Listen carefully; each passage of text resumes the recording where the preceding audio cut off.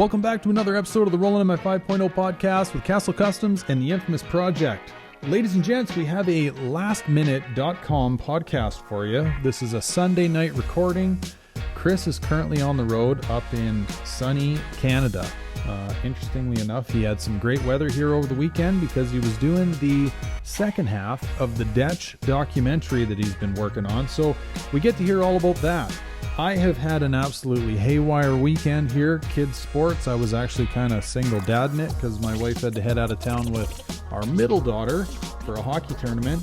And we just kind of bolted this thing together last minute for you to get something out because, well, we don't want to start slacking because you know how that goes.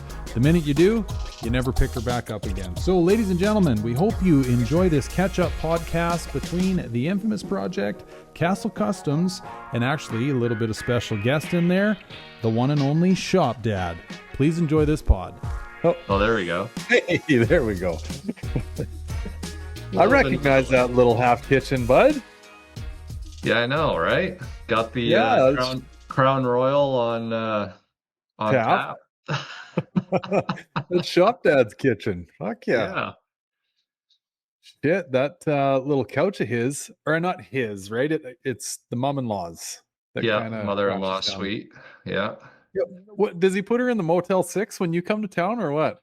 Well, I think they have a proper guest room, like upstairs, or like an office room that she forfeits her suite, right? But she's so kind to do so to, I don't know, give some privacy or whatever. Well, when you were here, right, we were rotating between the little sofa and the bed over there. Yeah. What was the deal with it? It was either cold or humid. There was something about that basement. It's a little chilly. I'm not going to lie. Like, I got my socks on right now and I'm like, is this enough? Because I got my zapper thing going, while we're recording. I'm like, I'm going to put the pads on and put my socks on top. Yeah, I remember having a shower in that place and it was like the whole fucking kitchen would fog up because it's so cold in there. You throw a little heat in the air and it just turns to humidity. Yeah. Nice, buddy. So how's the travels going? Man, it's been this whole week, right? Like a blur, just trying to get things organized and wrapped up at the shop, which I did get rid of one car. I was hoping to get rid of three, but you know how things go. It's right. You try and you're hopeful, and then you just kind of do the best you can. You know what? I'll take that back. I did get rid of three. One being the red notch, Mr. Medley's old coupe there that my buddy ended up with. So that's all 5-lug swap, 4-wheel disc Brembo in the front, all that that's stuff. That's the one you had the 8.8 fought you and bit you and that carrier pin retaining bolt or whatever snapped off, and I managed to get it out, fortunately enough. And man, I don't know what it is, like even just that swap, because you think like a 5-bolt 4-wheel disc conversion's like pretty straightforward, but I don't know if it was just because like everything got powder coated, like even the SN95 spindles in this case, right? Like I sent them to powder coat. The calipers all got busted apart, and usually I end up, if Mr. Tom Clark does the ATS calipers for me, he's kind enough. He's the one that blows them apart, gets them powder coated, jams the seals back in, and puts the Brembo label on. He puts the S&S inserts in for me. And for the cost, his cost, I gladly pay him to do it. So, on this flip side, this whole set I was left to do on my own. And man, I made a whoops. I feel like I've been just doing a couple stupid, I don't know, forgetful things as of recent, because it's like I sent the Taurus like caliper bracket or carriers to get powder coated. I forgot to get the Cobra ones because the caliper bolts onto that, and because the Taurus one doesn't fit the brackets. And of course that stupid pin busting off, and then like that 93 Cobra booster, And I think if you run the SN95 one, it's a little easier to snake in there because the studs are smaller diameter.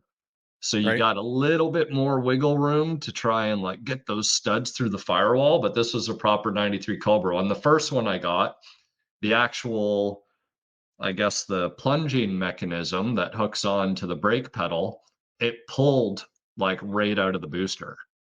Ooh.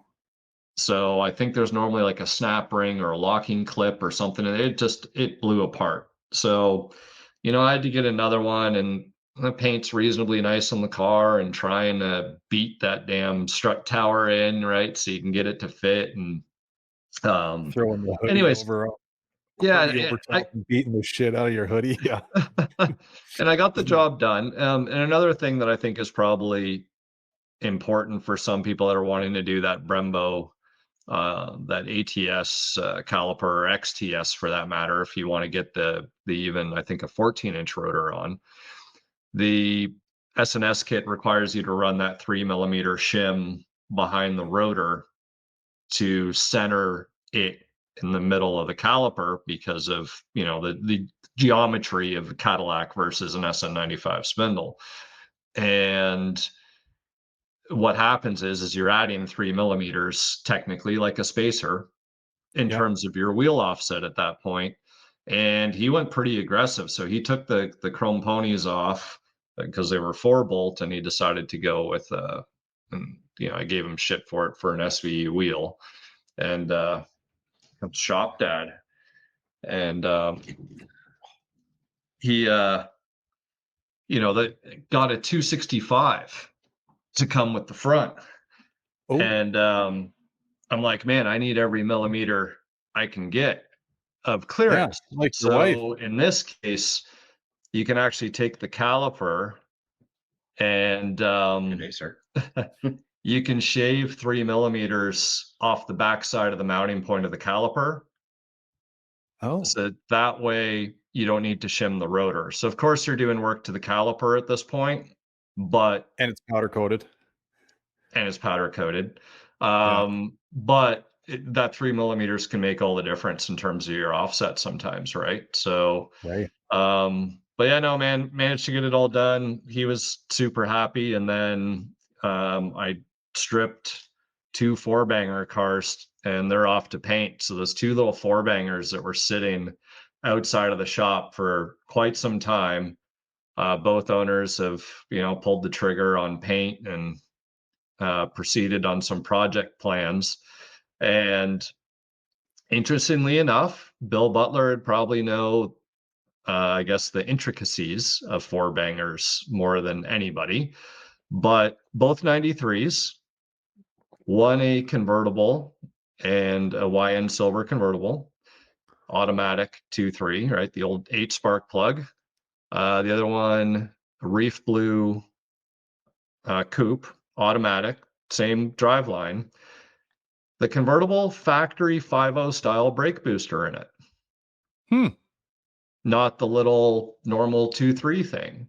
And I thought I'd remember seeing that back in the day when I was stripping another one once, like, oh, that's kind of odd. Maybe someone replaced it or whatever. But the other odd thing is the motor mounts in the convertible, same sort of ordeal. The big 13/16 single, right, nut on Yeah. each side and just pull the motor out.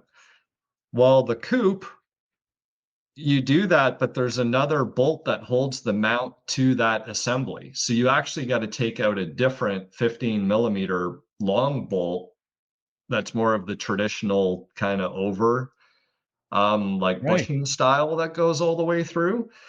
And I just found it weird, right? Like, here's 293s. Again, is it leftover parts? Is it because one's a convertible, one's not? But Yeah. Trying to clear out the shelving units back in the day before they swapped over or something. Hey. yeah, yeah, and I'm sure somebody listening to this is like, "Oh yeah, no, this was different because of this year and this and that and the next thing." But kind of interesting to see, right? Because you don't always pay attention, especially when you're stripping shit down. Sometimes, especially if you're just removing the whole damn K member out of the car, then you're not even paying attention to motor mounts or anything. So Well, I'd say that, and combined with the fact that, most people that have stripped a four banger are doing it to, make their one and done dream car. So like whatever they're going to see, they're going to assume is just par for the course. But unless, you who's seen them all the time, or say like Chris at Fox Body Parts or whatever, he's going to go like, wait a minute, right? I've seen like a dozen of these in the last month, and this one's different from those other 11. So something's off here. Yeah. So it could be one of those pieces of info that just like, misses everyone, because everyone just assumes whatever they saw is the way they came. Oh, exactly. And that's, how some misinformation can happen too, right? Because like I I could totally see it. Someone's like, "Oh yeah, I know that the boosters are the same." Just Right. because one guy would have had a 93 convertible that came with that style booster, and then just the assumptions made from Yeah. that point forward, right? So, um, but yeah, man, like pulling, what I mean, stripping stuff down for paint, like pulling the trim, pulling the headlights and bumpers and moldings and everything. And I'm like, man, it's either like I don't feel like I'm slowing down. I think it's just a realization that there's that many every year that goes by is another year on these cars for dirt, grime, oil, power steering fluid, or for whatever else, or heat soak, or deterioration of clips and plastic and everything. Like it's just Yeah. it's more challenging.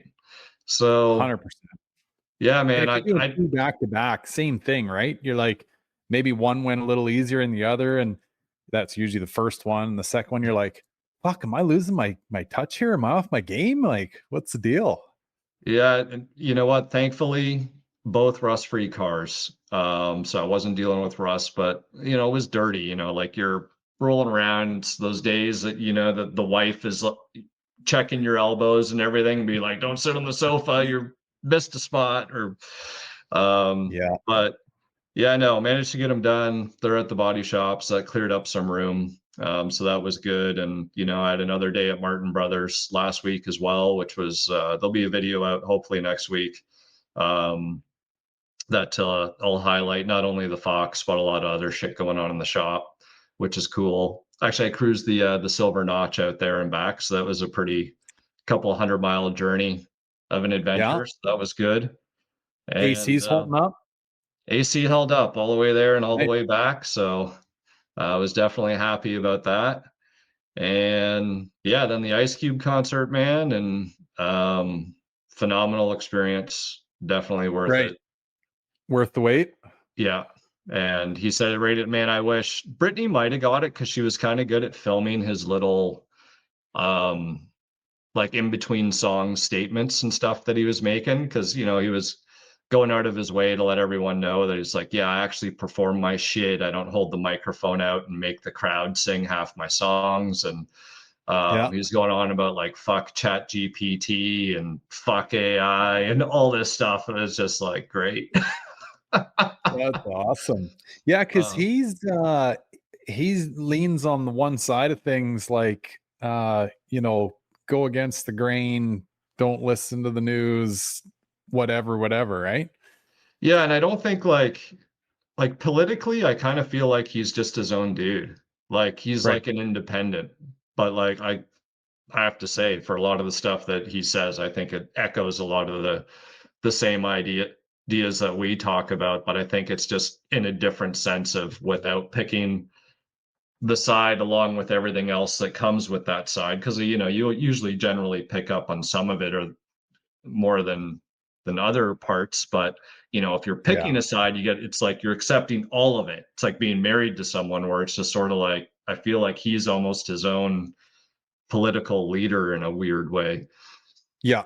Yeah. If there was a third box that was just, I'm not picking anybody, that'd be his kind of thing, right? Yeah. Yeah. So, yeah, no, man, Interesting. it was good. And then of course my flight was delayed the next day.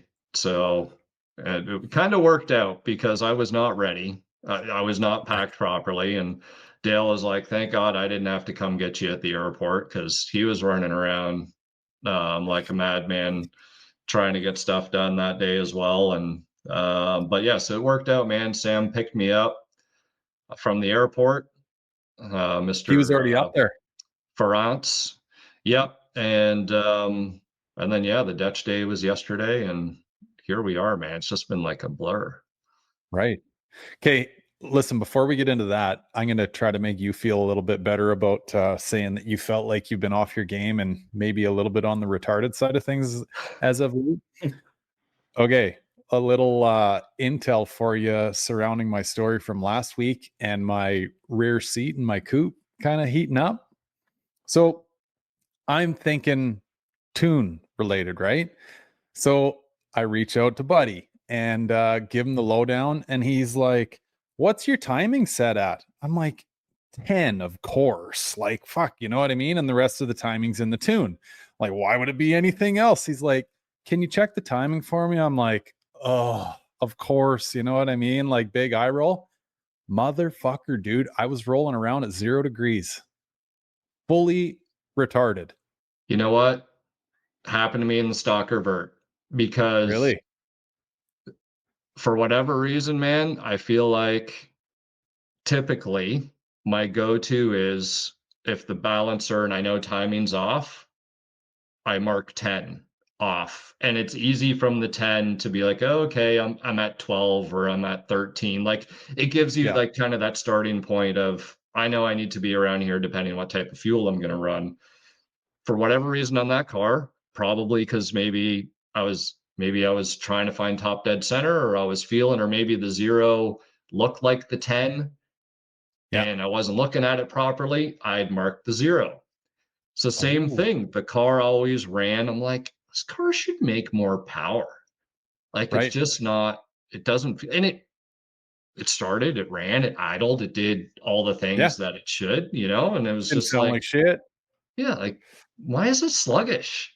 Like, just maybe it's baffed. Maybe, you know what I mean? It's, just not as healthy as it should be. And I, to be honest, lived with it because I didn't drive the car enough. And then when I started getting it ready for Foxtoberfest the other year, I was like, you know what? I'm going to check the timing. Like, this is just weird. And sure as shit, I look and I'm like, the timing light, and it's like bang on. And I'm like, look at the balancer. I'm like, I set everything at 0. Yeah. I was the same way, dude.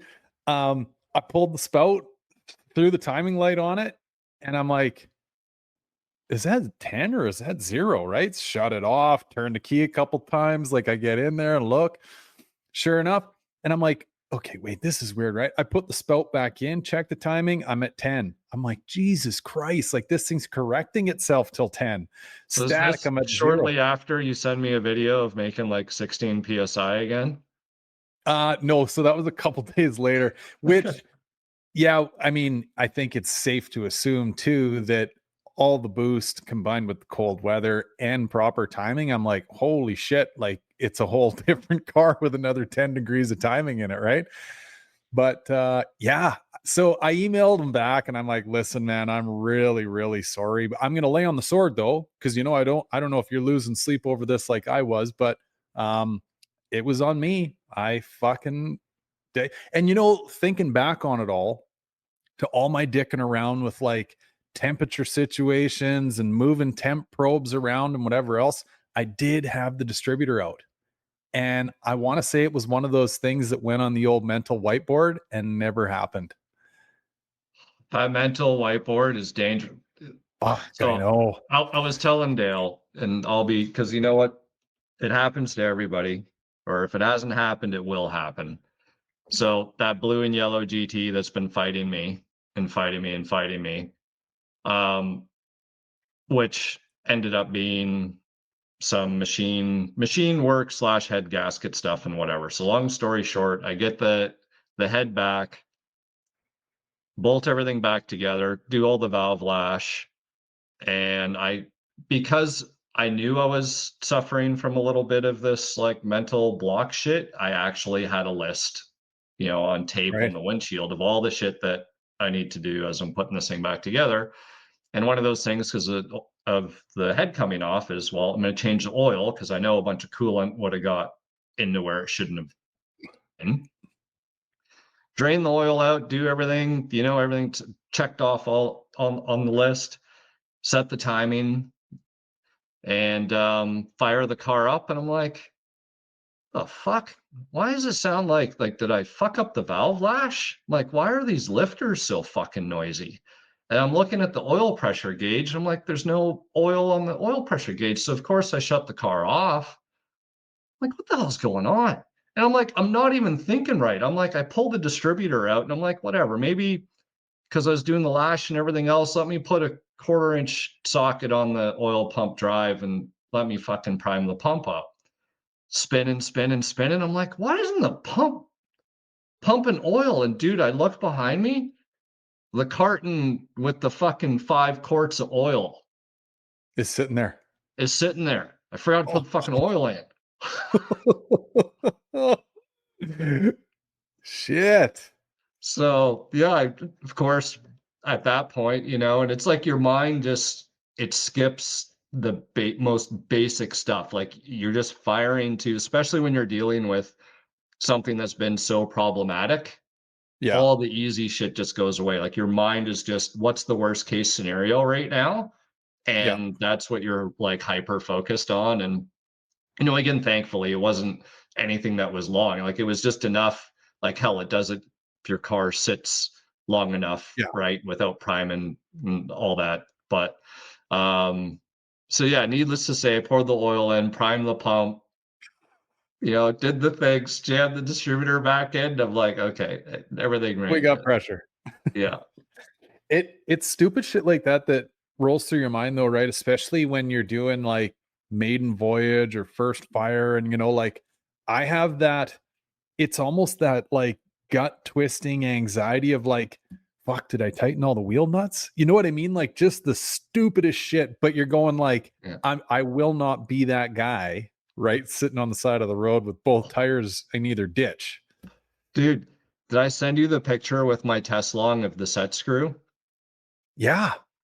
Okay. So, but people listening don't know. So this is kind of like how bad, like, because in terms of the curse of this whole process of everything, like, of course, I've talked about like my lack of sensitivity in my fingertips. So when I was doing, getting ready to do all the set the lash, right? Because I'm putting all the rockers back on and have the set screws right fairly loose so that I can get the nuts and everything on. And cylinder number 4, kind of in that back corner, and I'm going to turn and my finger just kind of bumps the set screw and it was very close to being out, and if it pops out and I do not hear the screw hit the ground, number 1. Worst And number not 2, sound ever. yeah. And then it's number 2, I get the flashlight and like, okay, it's sitting down in the K member area on that stupid little thing that's like the catch-all for your 10mm sockets and God knows whatever else you drop down there. And I cannot find this thing. The car's like, I put the lift up and I'm looking, okay, did it bounce off my foot and roll 20 feet in a certain Yeah. direction? And like these set screws are small. Oh yeah. So then I'm looking at the top of the head and I'm like, that fucking oil drain on the cylinder head is right there. I'm like, what are the chances that it fell down that hole? And, your gut just sinks, right? And I grab the Teslong scope and I shove that thing down in there, and it's got a light on the end, right? So it's good for navigating. And I literally get to like where the connecting rod is on the crankshaft, and you can see the set screws literally sitting on the rod right there. And I'm like, oh my fuck. So I'm relieved I found it. But Right. But now now it's it's like, how the like, hell do I get it out? yeah. So I'm like, okay, Tesla, maybe add a magnet feature or like something, because the scope is your eyeballs. And the cool Yeah. thing about it, it's got like the little, I don't know, joystick arm maneuverability thing. So you can kind of like move it around to like hone in on a certain area. But obviously I can't do shit with it. So I go next door to Jeremiah at Georgetown Classics, who is the one who gave me the little tiny watch size magnets when I got that carrier busted pin out of the other car's diff. I'm like, dude, I need another one of those magnets, but like on a long piece of like welding rod or a fucking coat hanger or something. And he's like, what happened? And I Yeah, tell him, what'd you he's like, drop? yeah, he was like, you poor bastard. So he already had one concocted together. Oh, So nice. yeah. So he gives it to me and I go over and I'm like, at that point you're blind. So it's like, okay, not only am I like robbed of my ability of touch right now I'm like no sense of touch and no sense of sight. Oh, shit. So I send it down and I'm like just trying to like visualize, like you like close your eyes at that point. You're hoping you can hear something. You can't. The magnet's sort of catching, shit as it goes down. Everything. Took me. And the worst part is, it's like, I don't want to knock it off Right. because, it's like sitting on part of that on the top of the rod. So I think it was my third attempt down and I just shoved it because I tried to measure like how far down with the test log to just kind of get an idea of how far I needed to push the thing down. And I got it out. Wow. So that happened. Then I got the valve lash set. And then of course it's like like your mind's not Yeah. like putting oil in isn't, what I mean? I knew I drained it. Everything was drained, everything was clean. There was a filter on it. All that shit was done. It was just forgot to do the basic thing because the valve cover, because you don't add the oil until the valve cover's back on. But I had so many setbacks. I should have like instead of said change oil, which I was a little too quick to, check that off. I should have next time it'll be like add oil. Right. You know what I think it is? You've cut down so much on your beer drinking that you're starving your mind of its ability to like, because most people, when it comes time to like turn the key for the first, it throws you a beer. That's why I came down. Most people, when it comes time to like do the first fire, whatever, right? It's like, okay, this is prime opportunity for a cold one, right? And you just kind of you sit and you look and you watch and you think and you whatever.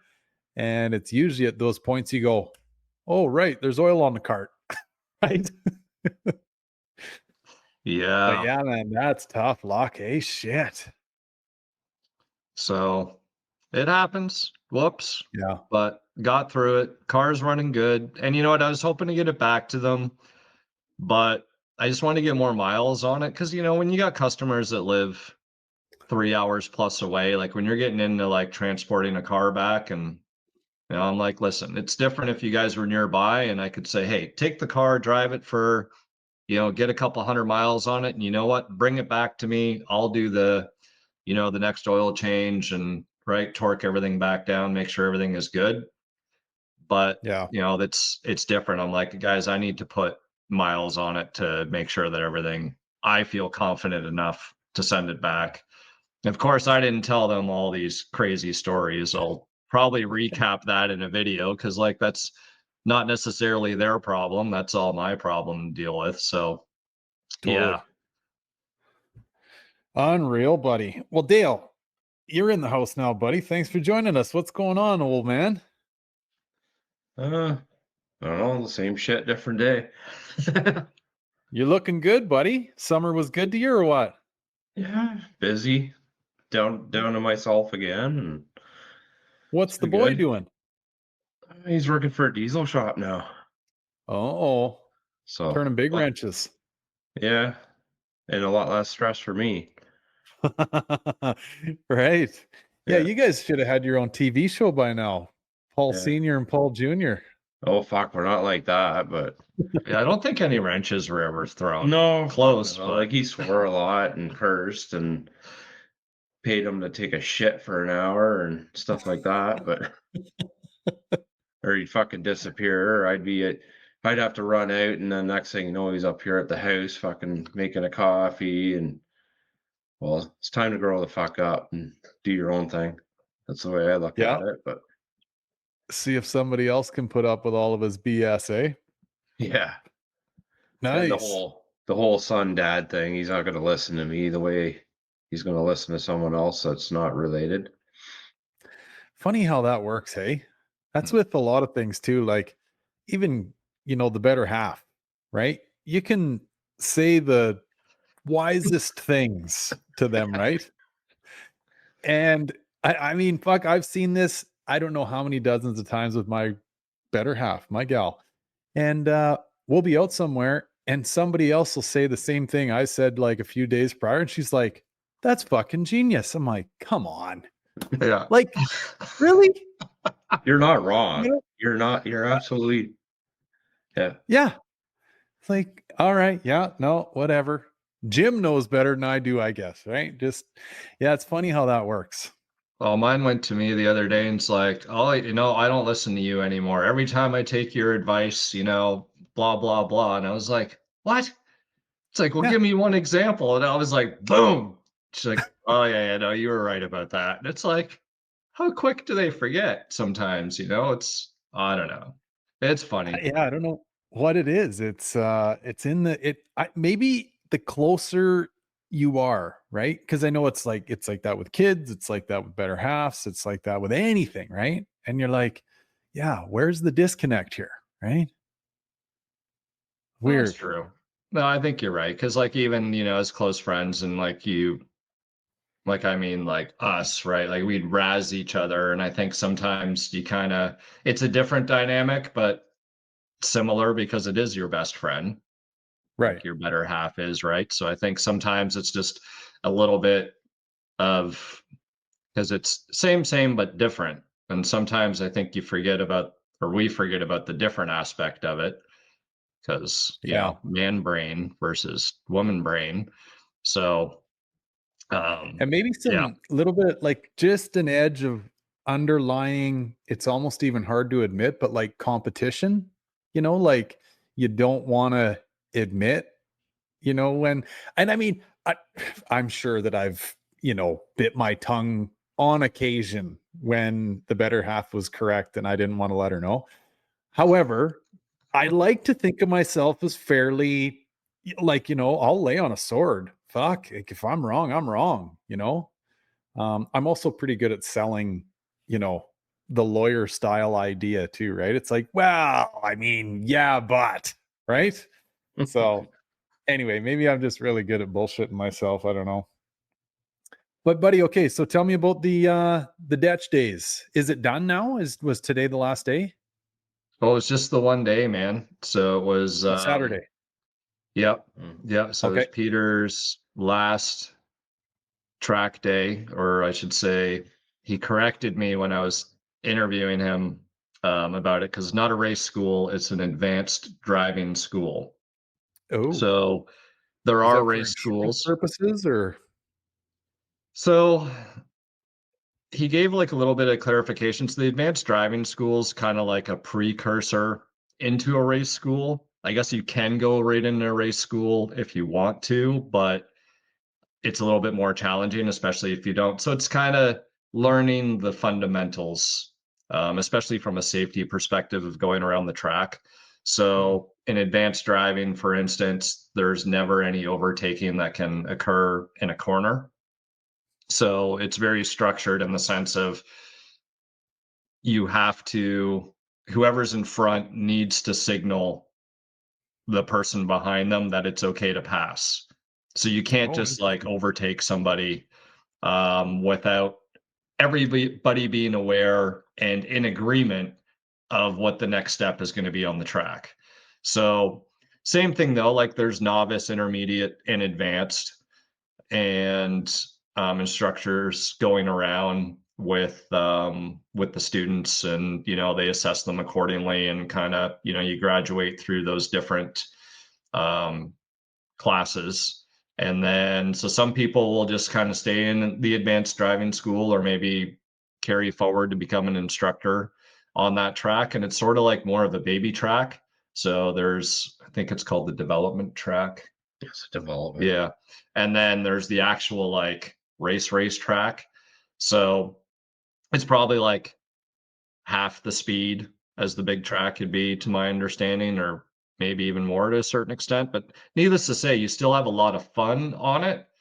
And I think it's, you know, Peter enjoys it from the instructional standpoint, and to be able to offer those days. Because it kind of looked familiar when I got there, and then he told me, so it used to be called Mossport, Mossport Raceway or something like that, and then Canadian Tire bought it, and that track used to be a go-kart track. Oh, Like, but like for like the fast go-karts, like not like the shitty little shit that you would see up at a like a carny event or something like that. Like it's, you know, the proper racing style go-karts, but the track was large enough that they would allow cars on it. So when Peter found out that vehicles could actually go on, he's like, "Oh, this is actually kind of like the perfect track with corners, like you know, a bit of speed, good of maneuverability, all those things." And yeah, so that's where the International Advanced Driving School happens. So he runs 4 of those a year, and then this was the last one for this year, which of course is pretty late in the season. So, needless to say, I was pretty nervous about the weather the whole time because it was sort of like we're getting the Toronto Fox Body Club already did their season ender a couple weeks ago. They got really lucky with the weather. I think it was you guys were like in 20s or near 30s. Yeah, it's been really warm here. And you know, so I'm watching the weather and it's just like all this rain in the forecast. And Peter actually, you know, he's telling me, he's like, "Oh, you know, I love racing in the rain." You know, he's like, rain's the best thing to drive in. And I'm like, "Well, Peter, that's great if that's what you want to instruct in, but that's not great for the, you know, the cars that we've invited to come and attend because, you know, they're going to want a clean car, and there's nothing worse than that humid, yeah. cold, rainy feeling of, you know, like nobody's going to want to stick around for that." So, And filming it too, right? Like oh yeah. electronics, shit. So, man, I got to say a massive win because I know I don't know if I talked about it on the pod or just with you, but like this recent universe of losses versus wins, but it was a big win. The weather was like perfect. Think we had I think there's 19 DECH cars that showed up, Holy shit, hey, wow. which I was thinking maybe like 15 to 20. So I was kind of, you know, I was on the high side of my guesstimate, if you will. And, you know, some guys drove over 3 hours for it. There was some pretty like OG, like proper numbered, what's the word? Like original, like the one showcase car for DECH back in '89 that was at the Toronto International Auto Show, like the poster child for DECH, if you will. That car was there. The first notch to ever receive the aero kit by DECH was there because they always Wow. did hatches. Um, Another SN95 car actually that I'd never seen in like a bright Atlantic blue. I Hmm. don't know if that's the color, but I'm sure that that's the shade of blue, you know, that I'm referring to. Um, One guy who has a Thunderbird, beautiful car, which is DECH suspensioned. Oh, And neat. so that was pretty neat to see. And, you know, then lots of tribute cars, including your Air Tech buddy, Sean Fairweather, Yeah, which right. went out of his way the day before, I shit you not. He got himself a DECH Motorsport tattoo on his forearm. Really? Yeah. I like, "Peter, That's you got to see this." commitment. He's like, "No way." He's like, "Is that real?" I'm like, "I swear to God, man, he went and got that tattoo yesterday." He's like, "Send Holy that to my shit. email." Wowzers. Yeah.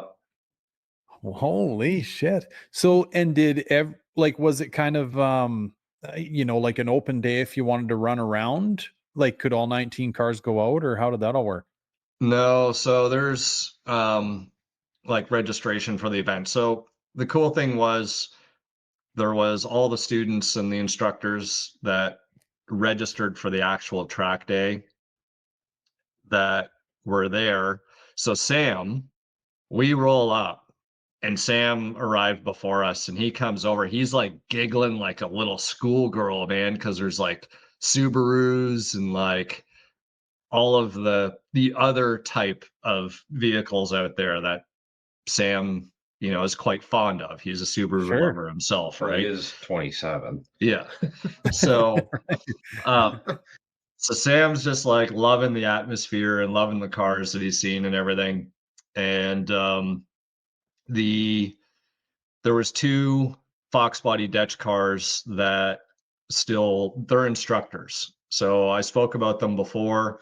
The one has DECH number 3, which is a hatch, and the other is a notch that's driven by the gentleman, I believe is like 83 years old, Max Oh yeah, Booker. right. So they were there instructing that day. And so Greg throws me his helmet first thing. He's like, man, come on out. Like, let's do this now, because I know it's going to be a busy day. And so we go out. The track's still a little wet because it's like dewy, even though the sun is Early out, but morning. there's like dew and all that shit. And so that was a phenomenal experience. So the nice thing about that track and Peter being there and everything else, there wasn't any weird restrictions about like holding a GoPro or anything, because I've done a track day with my buddy Charles at Coda, and I was holding one. He got black flagged, and they're Oh. like, yeah. So they pulled him off. They're like, yeah, no, if your shit needs to be hard mounted, you can't be holding stuff while racing's going on and all this other stuff. So it was a little bit more relaxed, which was good. So got that ride around, and then I guess probably one of the coolest or the highlights in my opinion, and definitely for Steve, who has that T-top DECH. Oh yeah, right. Peter agreed to drive that car around the track with the other two guys. So we had the 3 DECH cars kind of parading, if you will, around the track. So Peter agrees, and I go to Steve. I'm like, okay, Steve, he's willing to do it, because Steve's like, I'd love for Peter to drive, the car. And so Steve gets everything out and comes up to me. He's like, man, I don't feel comfortable letting Peter take it around the track with the battery the way it is. I'm like, well, what do you mean? So it's a rear mount battery in one of the rare DECH fiberglass battery trays that they made back in the day. And it uses sort of like that factory style little plastic retainer with the bolt to kind of hold it in place. Well, the Yeah. problem is that fiberglass tray is so old at this point, it's kind of fatigued a little, and I don't think that battery was the right size either. So the battery kind of was bouncing around, and then I don't know, you walked up and pulled the like main power right out of the terminal, because it Oh wasn't shit. like, it was one of those weird ones that like twist by Oh yeah. pressure, like a compression style terminal fitting. So it was all electrical taped up. I'm like, well, Steve, we can run like a ratchet strap from the back of the roll bar over the battery down to, the hook and the spare tire well. Yeah, let's hillbilly it up here. Yeah. And he's like, man, no, if something happens, and I get it. Steve's just like, Peter hasn't driven the car. He's like, I've barely even driven this car with Yeah. all the shit that's gone wrong with it. He's like, I could just, not forgive myself. And meanwhile, I'm like, Steve, you got to go, with him. He's like, no, I don't. He's like, I don't do well with other people driving my car. He's like, I don't want to. He's like, Peter can take it. He's like, you can take it. He's like, I'm not going to be a passenger in it. I'm like, well, can I be a passenger in it? He's like, sure, you can have fun. I'm like, Right. so like maybe Peter isn't going to care. I'm like, or maybe it's just start the car and pull the battery out, run it on the alternator if you're worried that the Yeah. battery is going to go flying, right? So Steve brings it up, and sure as shit, Peter's like, I'll go easy. Don't worry about the battery. It's like, all right, green light. So, harness up and go to Peter as he's like going to start the car. I'm like, Peter, when's the last time you driven a Fox body? He's like, I don't remember. Oh shit. Yeah, like that long. And Peter's just such a quiet dude, right? So starts the car, and we get into the first turn, right, out of the pit, and first thing he does is just like yank on the steering wheel a couple times, like trying to feel how grippy and then like heat up the tires. And I'm like, this fucking battery's not Going. standing a chance, you know? And so he starts going and he's like, "Are you recording?" I'm like, "Yeah." He's like, "Okay." So goes through like one corner and this is, I don't know if it's a 306 or just like a stock 302 bottom end. I forget what ended up happening in terms of the long block setup that Steve has, but it does have a blower on it and seems to make some pretty good power. So, you know, Peter goes around a corner and he just stomps on it and pretty much just drifts the corner and goes around and the other Dutch cars are coming. And I thought maybe he'd do like 1 or 2 laps. And all of a sudden, like I think we went around like 5 or 6 times. And halfway through this on like the little bit of the straight, like, man, he just punches that thing around the corner, does not let out of it, and it's just roasting the fucking tires. And he turns to me, he's like, "Can you smell the rubber?" I'm like, "Yeah, I Yeah, can I smell can. the rubber, Peter." And so whatever, we get all the shots. We had Sam like set up trying to get some of this, and you know, we pull back in, and he's like, "Man," he's like, "I wasn't even fast," and that was it. Uh, so Steve's all happy or whatever, and of course Peter's like, "Oh, I know." He's like, "That's you know, we went really easy." You know, because we didn't want that battery tipping over. And amazingly enough, it didn't go anywhere. I think, like, even though he was like whipping it around, I think it was just, it's almost like he knew how to counterbalance the car the whole time.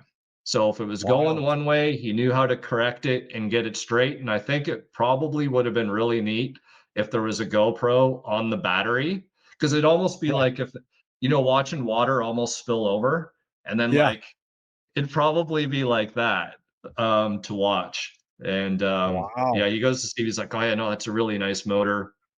And car held up, man. Like, temperature didn't, start creeping. I was kinda watching all the vitals and everything, and, just super cool. It really was. And, um, Steve and even myself, right? Because the story of that car, of the gentleman who previously owned it, who passed away, right? So like all the DECH, that car kept going in for everything and anything DECH ever produced. And the widow, I know, probably really would have loved to have seen the car Oh going around yeah. the track again, right? So I'm sure he'll send her some videos and all that. But yeah, no, man, super cool day.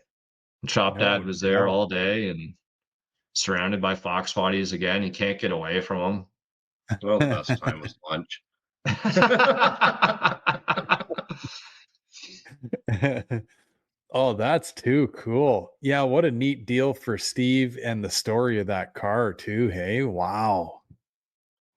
Yeah, Ah, and it was yeah, just neat, like some of the, you know, the people, right? Like more information. Like one guy had Dutch documentation that it was almost like the dealer spec sheets that would have got mailed to the dealers to say, "Hey, this is the options that you can sell, and this is like the retail price, suggested retail price versus like the wholesale," and like confidential sheets, if you will, sure. pricing. And yeah, just neat stuff, man. Some people just surprise you with stuff that you never knew, or you know, finding out new information. One guy that I hadn't seen in 25 years, he rolled in his car that he's had, you know, since, shit, I forget when he said he built it, but I want to say, call it maybe 2003-ish is Mm, probably when I first, you know, living in this area. And I remember seeing his car rolling, coming like opposite direction. And he was like slammed on these 16-inch ponies, chrome ponies. And I was like, holy shit, I think that car might be lower than mine. Like, how is that even fucking possible? And that right. was back in the day, right? Like you turn around, you chase the guy and you're like, "Hey man," you know, you just strike up a conversation. And um yeah, it was like shaved engine bay, had all the mirrors underneath the hood, and like pure blown show car. and yeah, still has it to this day. Now he's got a kid, Really? right? Kid cruised in with him in the back seat, and Cool. yeah, this is super cool. No shit. So, how did Sam feel about it? Did he think, it's probably one of those things. Hey, I mean, I know I think I speak for both of us when I say, like, even when we're hand out in front of ourselves, filming our own shit, you're like, fuck, did I do an all right job there? Did I show what I needed to show? But I can't even imagine for Sam. Now, granted, he's trained. We're just a couple of fucking jamokes that are, trying to teach ourselves. You know what? But I kind of feel like I had to keep him a little bit more focused this one, because like he was just so like eyes everywhere and trying to like, he was almost like in Sam La La Land. So it was getting close to lunch. I'm like, Sam, I know you've taken a lot of pictures. Like I haven't seen your video camera out yet. right. Like we might want to get some of the cars going around the track and stuff. So it was really windy, despite being nice and sunny. So it was hard to get any type of like the audio's okay, but from a, Right. I guess, high quality perspective, wouldn't have been the best out there. So, with that said, I was kind of mentally prepared because I was like, what's the worst case scenario if the weather sucks and no Dutch cars show up and it's only the track day? Right. What can I get out of this? Because like Sam's coming one way or another. I'm coming one way or another. So to me, it was sort of the track footage is the most important. So like Yeah. getting, Peter in front of the students and the instructors, like, and as bad as it is, it's like that meeting was at 8:30 in the morning. So we're up at 6:30 and doing all the things to get out there. And you're literally there that early just to get probably what'll be a 10 or 15-second clip. Right. Right. So, that was important. Getting those two Dutch cars that still go around the track, and that content. But let me tell you, after the trip around in Steve's car with Peter, I was like, I don't care about any of like that was worth everything. So everything Oh, else on top of that was just a bonus, in my right. opinion, right? So, and it was a really nice bonus. Honestly, I had a lot of friends, family, that showed up. My parents showed up. I had, some friends that aren't even necessarily Fox Body owners or anything that randomly came and said hello and supported and did all the stuff. And Kevin, man, he's like a saint. He like worked the merch table for me, and that actually did really well, as well. And he hung out there and did his thing. So yeah, man, it was good. And then of course Andrew That's was with the strawberry car as well. So I got to see my old car real Oh, yeah, quick, right. and yeah. Might have gone for a moment. Yeah, I think you and I might have talked about that when we weren't recording last week or the week before. So I don't even know if the folks that listen to the pod know that strawberry car changed hands. Well, I'm not sure either. I Yeah. thought we talked about it. Yeah, I think it was after the pod though. I was like, what do you oh yeah, I did. I asked you, I said, what's Kev doing with the DECH car? Is it just going up for the DECH day or whatever? And you're like, no. Like, well, I guess somewhat, yes, but it's going to a new home too. I'm like, what? Really? Yeah, gotta make room. That's at least what I remember the conversation, how I remember it in the offline manner that we had it. But Yeah. Well, I guess I in guess look, Cliff, cat's out of the bag now. yeah, like Cole's notes or Cliff's notes, depending which side of the line you're on. Yeah, that sort of matriculated right before Woodward Dream Cruise. He actually reached out to me, my friend Andrew, and asked me what my plans were with that car. And it was kind of at the same time where in my mind mentally, I'm like, man, I need to really make some more room, and can't hold on to everything. So it kind of just worked out really well. So he was with me at Woodward and kind of gave him an opportunity to think about it, and then we spoke, and kind of had some terms in the negotiation, of course, which are important, such as first right of refusal. And I gave him an out too. I said, well, there was the first stipulation was I'm not helping you with logistics. I'm like, the car, if you want it, you need to get it, which Kevin was the solution there. He drove it all the way back to Canada. And the second one was it needs to be at this DECH show. So that way it fulfilled another car being there. And the third / the out is if for whatever reason he's not happy with his purchase, then he needs to bring it to Motor City Fox Fest next year. I will hand him his money back and I'll take the car back. There you go. All right. So, oh, and I told him he cannot store it in the same barn that he stored the T-top car. Right. Yeah, that shit shed. Yeah, because you've seen that. Oh, fuck. Yeah, that's just that car's clean now. Yeah, so get this. Have you ever seen or do you remember the car cover that I have for my Silver Notch? Yeah. It's kind of like a nylon-y thing, right? So first thing he asked me was, man, what's that car cover on your Silver Notch? Because I want to make sure I have a good car cover for the car. So especially when I was going to put it in the barn. Yeah. So I send him a picture.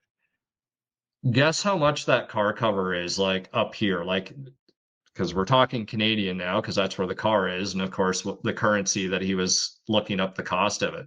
But take a guess. Wow. I mean, knowing what I know about what everything sells for up here, I don't think it'd be crazy to think that that's probably like $800 to $1,000. It was 900 and change.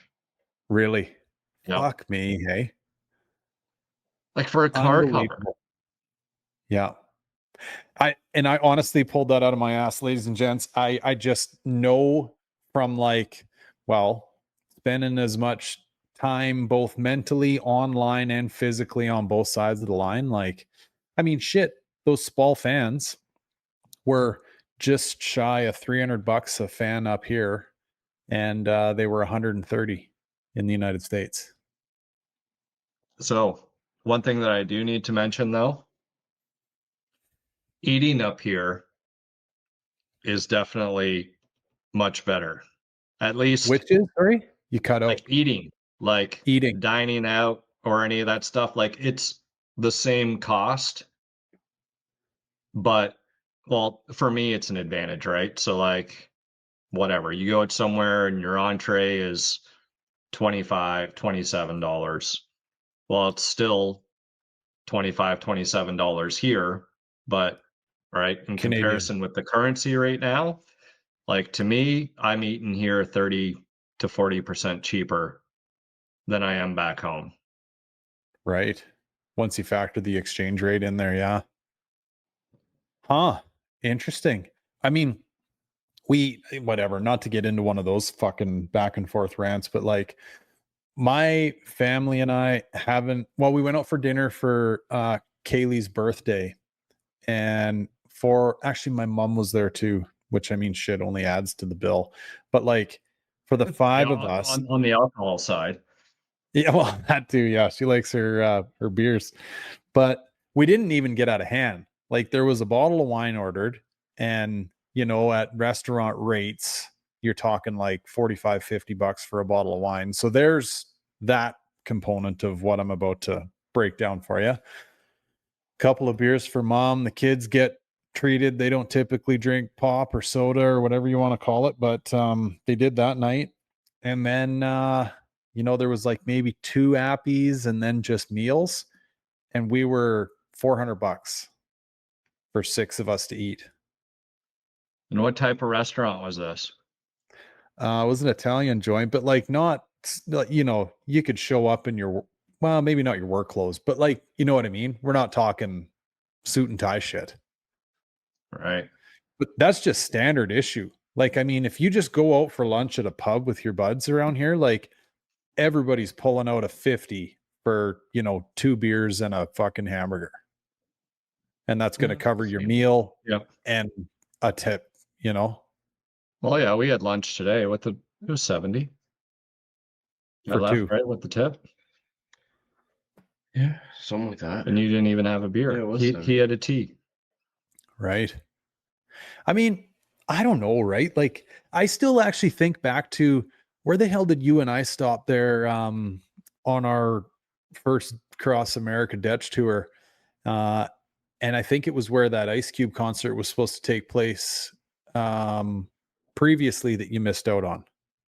Yeah, so that was Garage? it wasn't Amarillo, it was somewhere. It's kind of like northwest Texas somewhere. Yeah. I know what you're talking. Cook's Garage. Cook's Garage, right?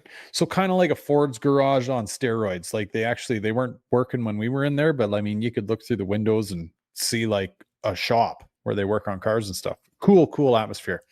But dude, I remember getting our bills there, and I mean, we each had a couple beer. We shared that fucking blooming onion, which was a meal in itself, right? Each had whatever we had to eat, and then the gal throws the old peach cobbler at us with vanilla ice cream. Obviously, fucking two of those are showing up, right?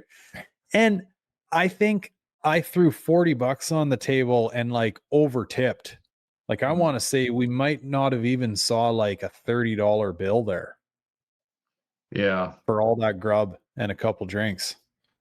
Well, there's still some places that are really good value, man. Like, I have That's to good say, value. Before the Ice Cube concert, actually, me and Britt hit up this place, and of course, you're talking downtown Austin. It was one of those joints that, have like all the beer taps, and you get like a card, and you like swipe the card, and you just get charged by the ounce. Oh, cool. So I don't know if you have any of those, but I've seen a couple of those outfits. So it's pretty cool, right? So it allows you, if you want to pour your own flight, if you will, or you know what I mean, you just want to pour the same thing or a bunch of different things, you're kind of at your leisure to do so. And man, they had like this $5 kind of appetizer menu, and like mini buffalo chicken thing. Like, let me tell you, I know how you like to eat as well, but like if you slammed 3 of those buffalo crispy chicken things, like you would be stuffed. It was almost like eating 3 Buc-ee's sandwiches. Like, you know what I mean? At $5 a piece, with the atmosphere, and the drinks were, I think, 50% off because of like a happy hour. And I was like, holy shit. I was like, me and Britt got out of there with, decent atmosphere downtown, and everything else for, it was like under $50 or something. I was like, this is unreal. Yeah, no kidding. I just like the one that kills me the most. Well, food has reached a point now for me where it starts to get on my nerves. Food never really used to, because technically there's a lot that goes into it, right? The night before prep, the cook, the wages, all the stuff, like whatever. I kind of see how that creeps up. Beer is the one that really sits in my ass, because we all know what a box $10 for a pint. Yeah. Right. Or God forbid you get a bottle of it and it's like $7-8. You're like, guys, you know what I mean? Like, we all know what 12 beer are worth. How do you get away with this? But we sit there and pay it, right? Because you're with your buddy and you want to have a beer and you want the atmosphere and you want whatever. It's just like, what are we doing here? Like, there's absolutely no reason that a beer should ever be over. And I'm talking like a bottle, right? Nothing fancy here. They should never be over like 4, 5 is the max. It should be $5 with the tip included. Yeah. Because those things, especially in the States, like you can buy 12 beer for $12, right? So working your way up from there, I mean, $4 worth of profit here, guys. Like, that's pretty good. Not many businesses operate on 400% profit. Yeah. The atmosphere it's got to be damn good at that point, That's the thing, man. I don't know. Well, I kid you not. So the Ice Cube concert was at the Moody Center, which is sort of like the main whatever, whether it's rodeo or basketball or whatever, right? Like multi-purpose event center. We went for actually rodeo about a month ago, and want to say like a poured draft of beer was $18. Oh, I know. Any And I kind of told event, Brittany, right? I'm not doing it. Right. Like Yeah. I can't. So, you know, she got Truly or whatever, you know, seltzer type thing. And, you know, sure enough for the Ice Cube concert, I kind of knew going in, but the difference was we got VIP. So we had 2 drink tickets that were included. And I was sort of like, oh, I wonder if, you know, it's going to be the same robbery, Yeah. if you will, if you want to go outside of that. And sure as shit, man, like I think a single liquor drink was 18. You could get a double for 32. Like, ha- on what planet, you know? Yeah. But they have you there. You know what I mean? Like, you've already paid the ticket, you're committed, you're out for the night, whatever. But that's extortion, is what it is. Like, plain and simple. Yeah. No, it is, man. Like so I was glad. It's like, you know what, like got the 2 drink tickets included. You know, it was sort of like good enough for me. And yeah, just you just look at those prices and you're like, no, like not for any of that. Like unless it's some like really super high end like whiskey or something, or I guess for the ladies, if you got some Dom P floating around or whatever it might be at that cost. But I don't know, man. It just doesn't add up at all, right? Yeah. And I think that's the point that a lot of people have reached with like damn near everything these days, right? Where you're just like, "Okay, look guys, you know, we're willing to pay to play here, you know? But like we all have a breaking point. And we hit that a long time ago, you know? Like my cheat code, you know, with the kids in sports and us being out most evenings and whatever is Bring a Wendy's. Mickey. No, yeah, pack a fucking yeah, Mickey, make my own booze. That's another one. But no, we go to Wendy's because you can still get JBCs in Canada. I don't know what they go for in the States right now, but in Canada, you can get a junior bacon cheeseburger for like 2.25. And we pull up to that drive-through and it's like 3 each. Like, can I get fucking 19 JBCs type deal? And they're like, how many? But it's the only way I can take my kids through a drive-through without pulling out 100. Like, it's fucking Yeah. wild. Oh, it's crazy, man. Yeah. I don't know, man. And I mean, this is more to the Canadian crowd out there, but like, you know, living up here and having the air quotes, if you're not watching this on video, free healthcare and all that stuff. It's like I don't mind paying into the system as long as there's value, right? Like I want to make sure that I can get in there and get my broken arm fixed and all that stuff, right? But the minute that I got to wait, well, I don't know. This is opening a can of worms, I know, but when you got to go to the fucking waiting room for 18 hours to, you know, get the goose egg looked out on your forehead or whatever, like something's up here, you know, that this doesn't add up anymore. So yeah, and that just trickles down from there all the way down to the beers and the meals out and whatever. I mean, yeah, we just don't go, you know. I'm sure the restaurants have to be suffering because I know they ain't getting any money out of me. That's for damn sure. I don't know, man. Me and Sam rolled in on Friday night. It was 8 something, and you know, kind of wanted to go somewhere where I wouldn't be let down, or I mean, give me a reason to be any more upset in terms of delays and frustrations that I'd already gone through during the day. So we went to the Keg, which Yeah. is, you know, steakhouse. And in my mind, it's sort of again, right? Like when I go to a steakhouse, I'll usually end up getting a burger because they usually make a phenomenal burger because, you know, the meat, Yeah. the meats are there, or like a chicken or something like that. Cause like my argument's typically I can cook a better steak at home. Yeah. But with that said, they did have a sirloin on special or whatever that did seem somewhat appealing. Plus, I wanted the French onion soup, and Oh yeah, that's whatever good shit else. there. Yeah. And that place was packed. Really? Like, we got in, like, it was, I was smart enough, we were an hour away down the road. Once he picked me up from the airport, I hit up Open Table and, find a seat for two around that time, which, eating dinner by, close to 9 o'clock is kind of pushing the limits. But shit, man, like, there's still people coming in the door when we left. And, the keg, like, this town isn't, I don't know how to describe it, the most luxurious town out there by any, or wealthiest town.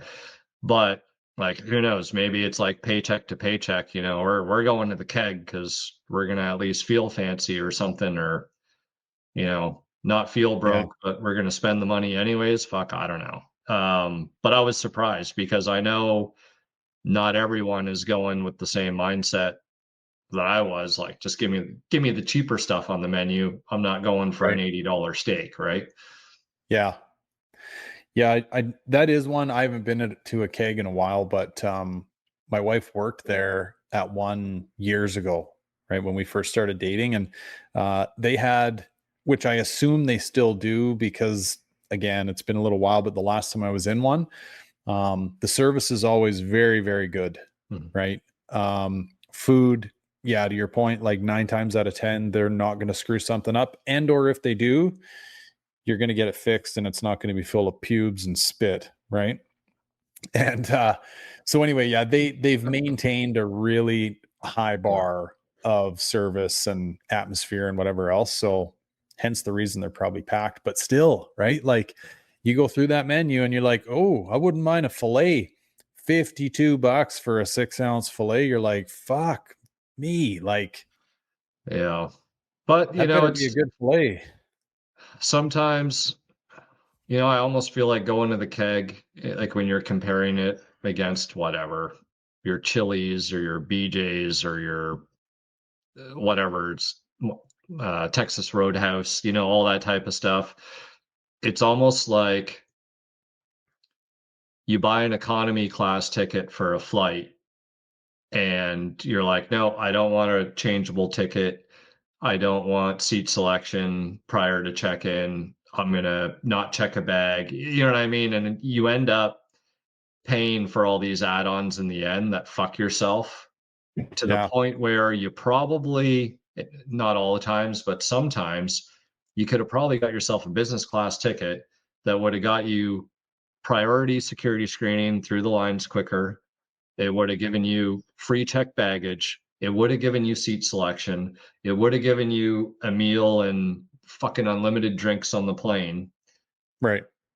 For not that much more. And you reduced your level of stress. You knew what, your level of service was going to be, or experience throughout the whole, right? From security screening to bag drop to whatever. So I feel like that's sort of it. Like, sometimes it's not like the buy once, cry once, but it's like if you spend that little bit more, it's almost worth it in stress reduction alone. Yeah. Or No, sometimes it's you end true. up paying the same price, and I think that's why, like, they almost do that shit on purpose. Like Spirit Airlines, or you know what I mean, where it's almost like you got to pay to use the restroom. Yeah. And like, you end up in seats that don't even recline, and like, you travel and you don't, like, you get to where you're going, you're not rested, you're frustrated, and you're just not having a good time. Like, you gotta sometimes, put some value on that. So although, right, some prices are up, if the atmosphere is right and everything else, sometimes it's worth a couple extra bucks. No, for sure.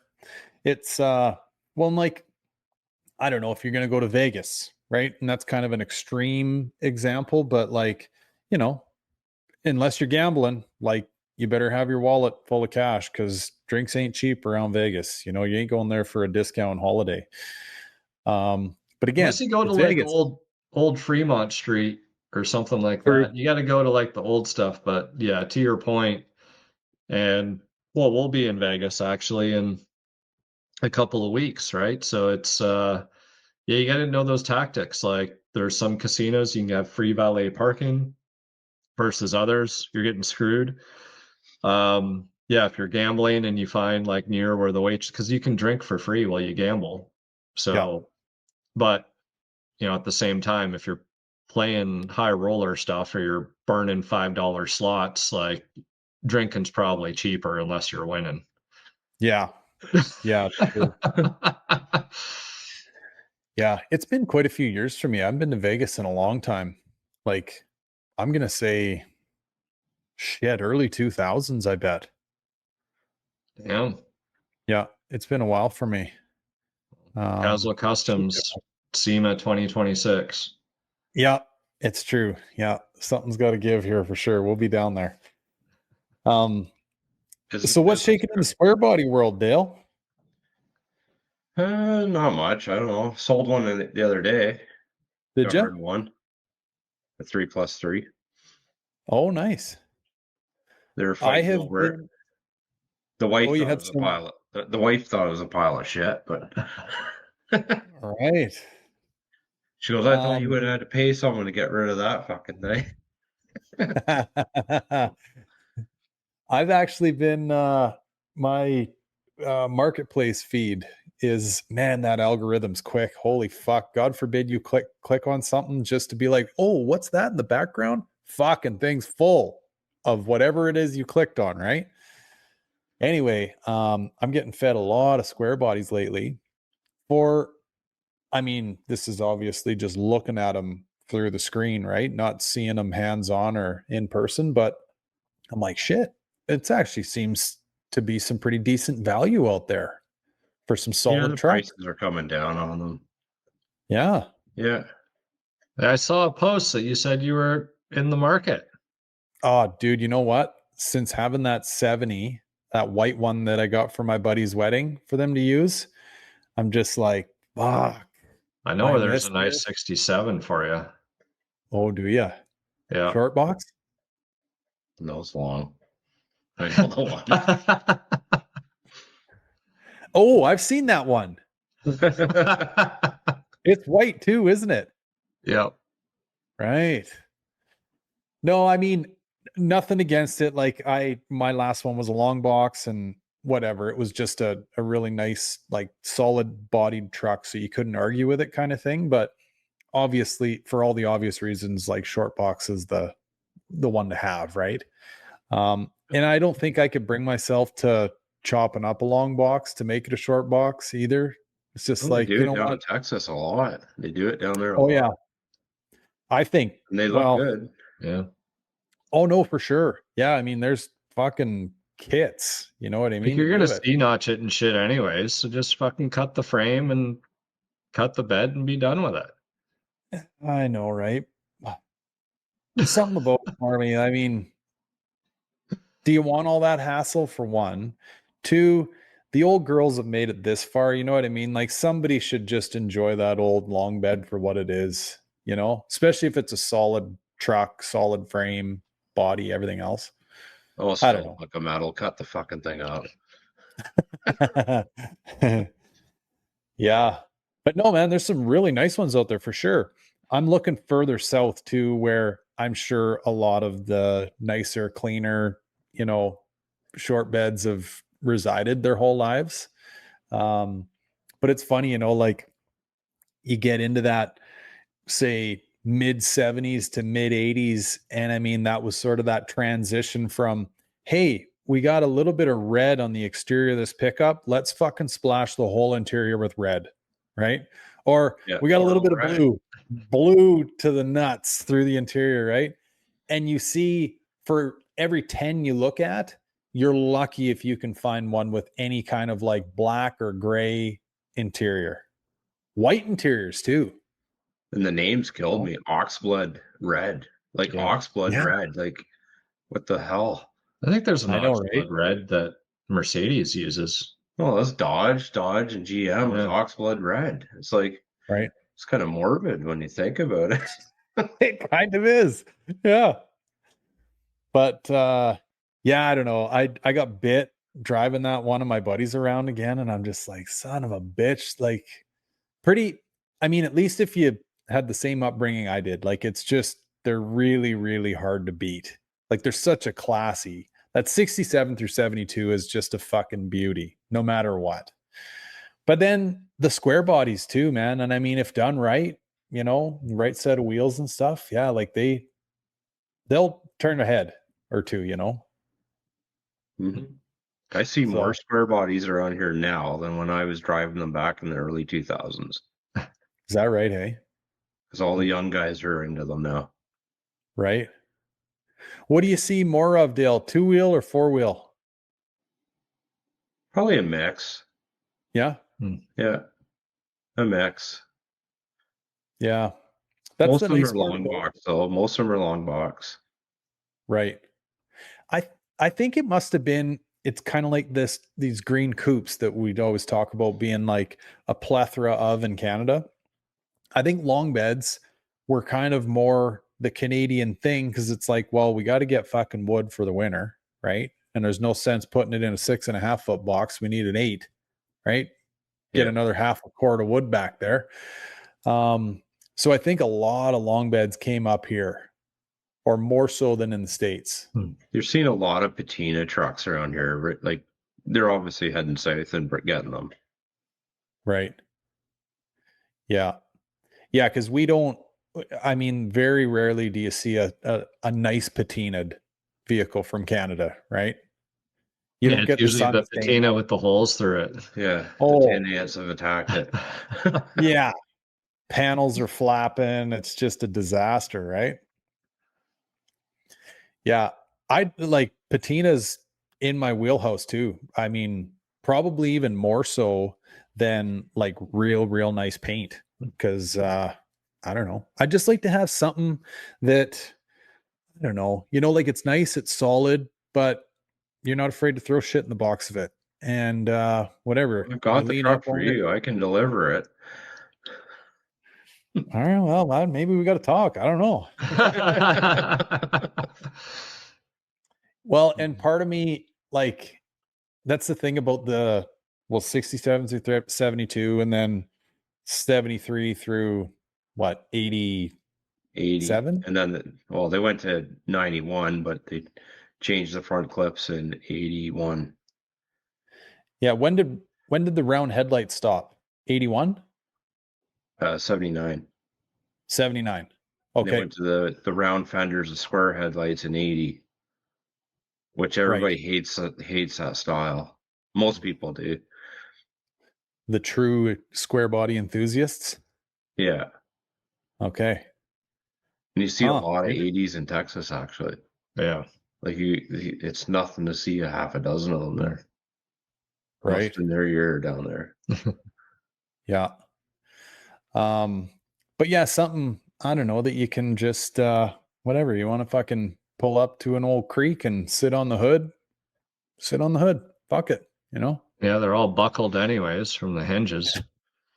That's true too. That's just because they're morons closing them. You see the one with Barrett Jackson? And it was going over the Barrett Jackson. It was this thing, it was 78. And the guy went up to close the hood and bent the hood in half. The truck. No. Oh no.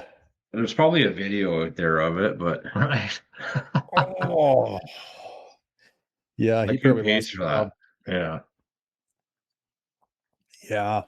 But yeah, man, like seeing, I don't know, whatever year, right? But like in the square body range of pickups, some LS swapped, some like really clean 305 AC, like full load trucks, you know, like 17 grand, you know, maybe upwards of like just a little over 20. I was like, shit. Yeah, I think they're like, that's fair money if you ask me. I don't know, but correct me if you think I'm out to lunch here. No, that's fair money for a decent truck. Like I turned down 36 for mine. Did you? Yeah. I should have took it, but right. Yeah. Yeah, I don't know. It's like I say, you get in one, you get those old smells, you get those old feels, and you're like, God damn it. You know? Bench seat too, right? I don't know. Call me whatever you want to call me, but like having the option. I know. for so many reasons, but I'll just talk about the clean ones. having the gal slide over beside you, right, on a nice little sunset cruise, you can't beat it, man. Yeah. You know, she might be able to beat it, but you can't, right? Or you shouldn't. Holy jeez. Yeah. Huh. So are you planning any trips down south then, Dale? Like, is square bodies are still kind of hot and heavy up north? Things are slowing down around here a little bit for the restoration part of it. Mechanical's busy, but I'm just finishing what's here. Right. And then go from there. But yeah, I find restorations in Canada is not feasible myself, but Yeah, I'd agree with that for sure. Are you guys noticing out there, like, what's just sort of the feel in the wind? Because like out west here, it seems to me, and now this is, I don't know, maybe folks in the northern states can feel this way too, but out west here, I feel like everybody's just sitting on their hands. Like there's just not a lot of movement. There's not a lot of oomph in any one step. It's just like everyone's standing around waiting for the ball to drop or something. It's really weird. yeah, I'd feel it's the same here too. Does it? Yeah, people are holding back right now Yeah. for sure. Keeping the powder dry for The only ones that are really spending money are the older generations that are fixing up stuff and those guys never stop. Yeah, willing to spend money. They don't watch the news. They don't give a shit, I guess you could say. Right. Yeah. But interesting. Yeah, I don't know. It's a really weird scenario to like pinpoint because it's nothing more than a feeling, but everybody's feeling it. yeah, It's and really I'm not replenishing stock right now, like stuff like that. I'm not really into replenishing a lot of stuff right now because it's so volatile, it's so unpredictable right now. What's going could to be sitting happen? on it a while. But and a lot of it, it's the government. It's the government. Everybody's worried. Yeah. What they're going to do You can't blame next. them. No, that's very, very true. Yeah. If you're going to be paying your bills, putting groceries on your table, you're not going to worry about fixing up your old fucking wreck that's sitting in your driveway. Yeah. Yeah. True. Chris, we were talking, I don't know if it was last week or the week before, but along these lines, right? And just about kind of feels like there's a weird, like selfish nature kind of thing going on lately, right? That not everybody, but a lot of people seem to have. Man, I had a beauty today that just explained this to a T. So anyway, busy day with the kids. Two of them had games this morning. And then my oldest went to a team meeting at her coach's house. And then following all of that, they're doing a fundraiser bottle drive to try to save all of us parents a little bit of cash and drop the fucking fees for their sports, right? Which usually means that, you just run around, spend $100 in fuel, kids in and out of your truck trying to gather beer cans and shit all day, right? Well, anyway, I got a buddy that's got a couple pubs and wineries over by us. So every time one of these happens, right? Hey, dude, you got some empties? Yep. Come on down. So I grab my buddy's dump trailer. We go and load up. Truck's full, fucking dump trailer's full. We look like complete alcoholics taking all this shit down to the bottle depot for refunds, right? Anyway, it's busy down there. It's probably 50%, crackheads for what it's worth that are just trying to change in a couple pop cans for the next fix. And then you got folks like us, teams and shit that are trying to like drop off massive amounts so you can get the fuck out of there as fast as possible. Well, anyway, I'm back in my truck and my buddy's dump trailer into this area that we got these big bins on pallets and shit that we can throw them all in. And as I'm backing up, I see this little like Jetta or something start backing out too. And I'm like, oh shit, I wonder if she sees me, right? Because it looks like she's about to back right into my buddy's dump trailer. So I stop and, just kind of waiting a minute, put it in park. I'm like, is she moving or what's she doing? Right? Maybe she hasn't seen me. And then I look a little further or a little closer at her, rolls the driver's side window down and just sits there with her hand on her head on her chin on her hand, staring at me. And I'm like, are we having a fucking standoff here? What's going on? Right. So I'm like, and I got the kids with me in the truck too. I'm like, guys, what's she doing? Like, is she signaling me in or what? And I don't know if this is like universal truth or anything, but typically trucks and trailers, at least in the family that I grew up in, kind of in a roundabout way, just get the nod, right? Because you got a lot more shit to work with or to deal with, right? I mean, I don't know, not to sidetrack too much, but like I see a big rig trying to get out onto a road, like I'll stop and hold traffic up so that poor bastard can get out. You know what I mean? And anyway, that was just my upbringing. But so I'm thinking that at the time, I'm going like, I don't know, does she want me to get out of her way? Because I'd been backing up for the last 75 feet, and inside of the last 70 or the last 5, she decides she's going to back out too. So anyway, I get out of the truck and I'm standing on my running board. I said, hey, is everything all right? She's like, no. I'm like, what do you mean no? Like what, I'm backing up, you're backing up. Who? I said, well, who's going to go? She goes, why don't you tell me? I'm like, did one of the kids spray paint fuck you on the side of my trailer? Like, where is this going? You know what I mean? I said, well, I can pull forward, but I said, I got to pull like, at least 50 feet out of the way so that you've got enough room to maneuver yourself in and amongst all these cars to get out. Like, do you think you could pull in the 6 feet that you've backed up and I could get out of your way and then you're free to go do whatever? Well, if that's what it's going to take. I'm like, is this fucking really happening right now? Yeah, dude. It's still rocking me right now. And this happened 5 hours ago. Like, what is happening to people? Yeah. Holy shit. Oh. And one of the mums that was whatever standing back by the pallets, helping people unload stuff, she walked over because this wasn't just a 10-second exchange. This went on for 30, 40 seconds between me and her as I'm trying to just make some logical sense of it, right? And she walks over. She says, hey, is everything all right? She's like, why don't you ask him? I'm like, what did I do here? Like, I'm just trying to back up a truck and trailer so my kids can fucking cash in these bottles. Like, Jesus, lady, who pissed in your cornflakes? So did she move? She did pull in reluctantly too, like all pissed off She that I made the tires to move the 6 feet. Yeah, I know, right? All pissed off because she had to move 6 feet back into her stall so I could make room for her to get out. It was wild. But I guess like big picture, man, I feel like people are just operating at a frequency that I don't even know how or why they've got there.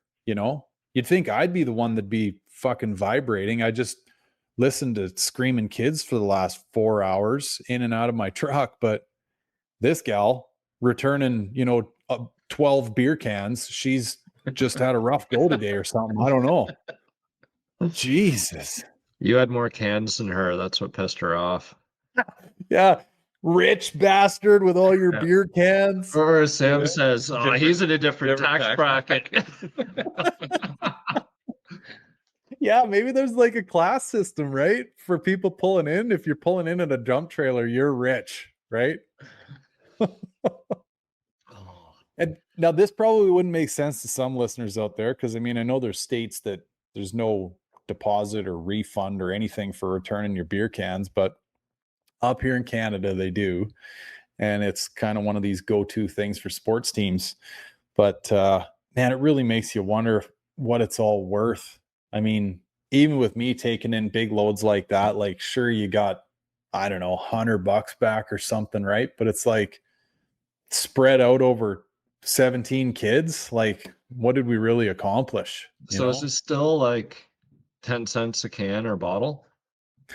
Okay, well, the math that I understood of it is, yeah, when we were younger, there was a difference, right? You'd get It was like, 5 cents for a can, 10 for a bottle, I think, when we were young. If the point yeah, I'm getting at essentially is like with the amount of inflation in right. 30 years, and it's still just 10 cents a fucking bottle.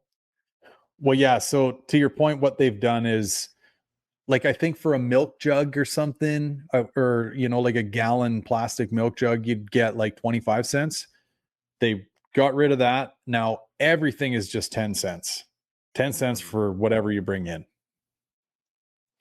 And Damn. dude, you're literally dealing with like the finest individuals in these places. You know what I mean? Like, there was one dude in there, man. I don't even know what was going on with him.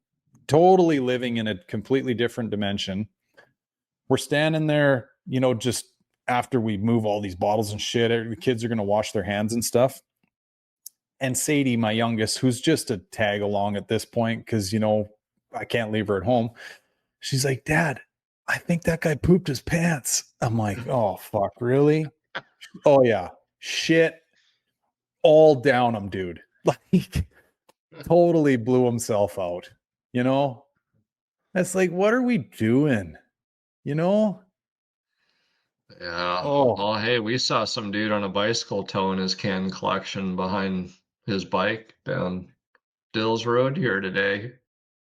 you got to admire some of the ingenuity of those guys when they can rig up a pedal bike with like 4, 5, 6 garbage bags worth of cans. You're like, fuck, they got bunks over their shoulders. They're like logging trucks with fucking beer bottles. It's crazy. Oh.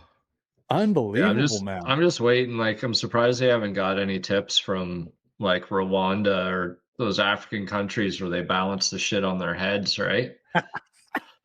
It's true. Yeah. I mean, you got to admire it. Like some of them go to some pretty great lengths.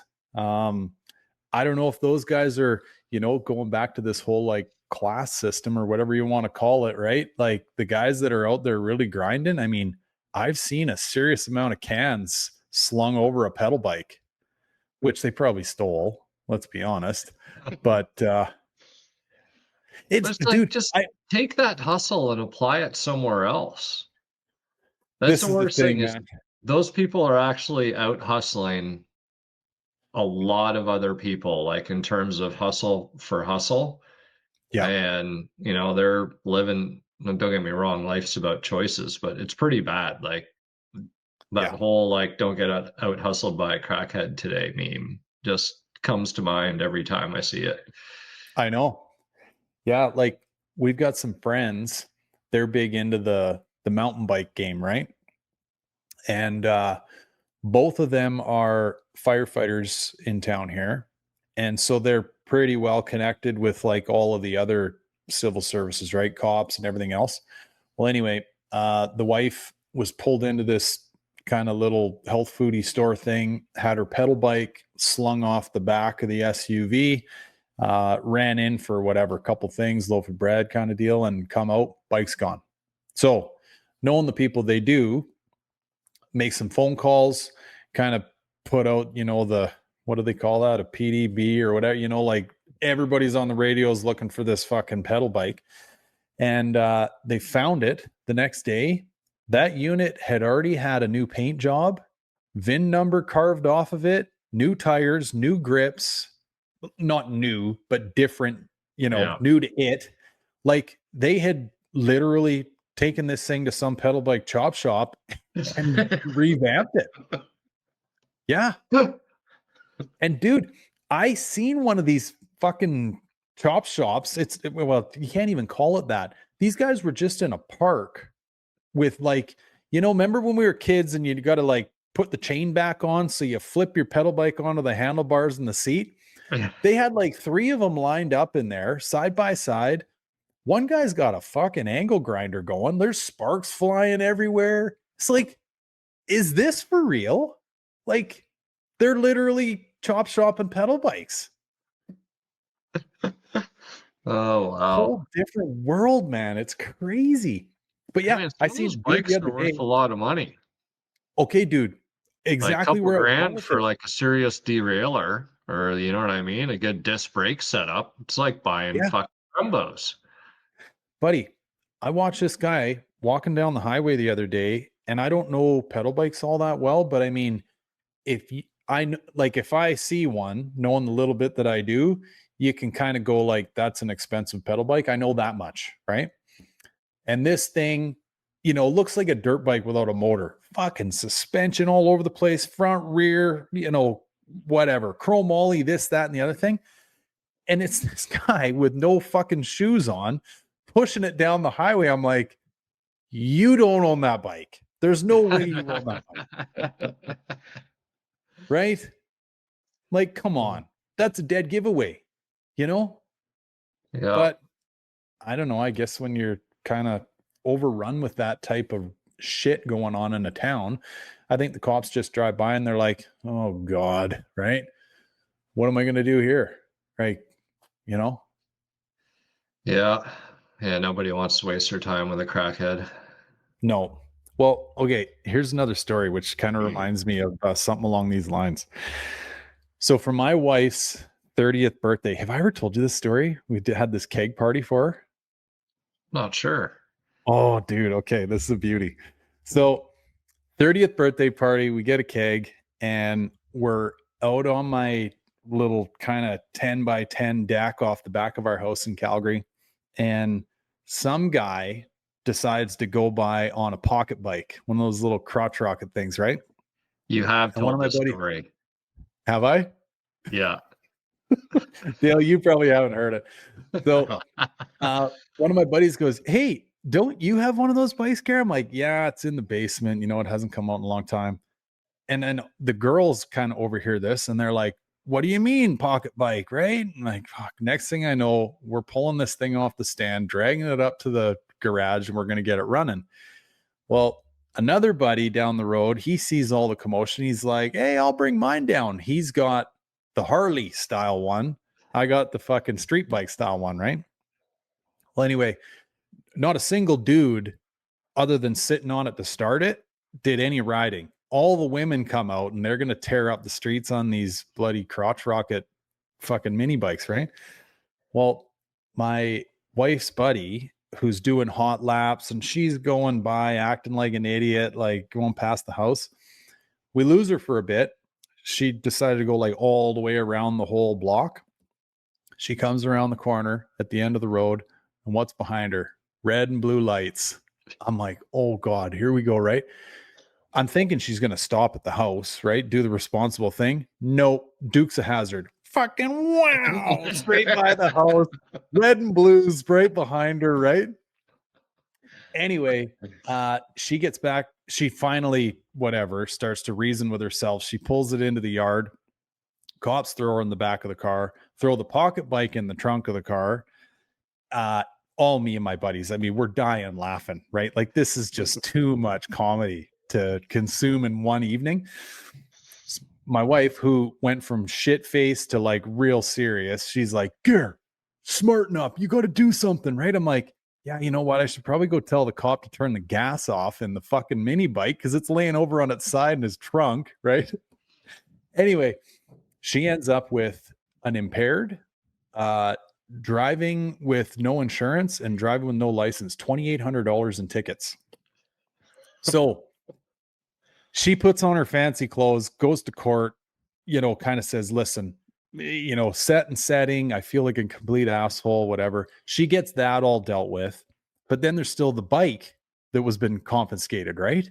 So I got to go to the cop shop to try to pick which bike's mine. But I'm thinking, how many could there be, right? They take me out to this C-can as pocket bikes from the fucking floor to the ceiling, right to the doors. Like as they opened the doors, pocket bikes started falling out. He's like, which one's yours? Yeah.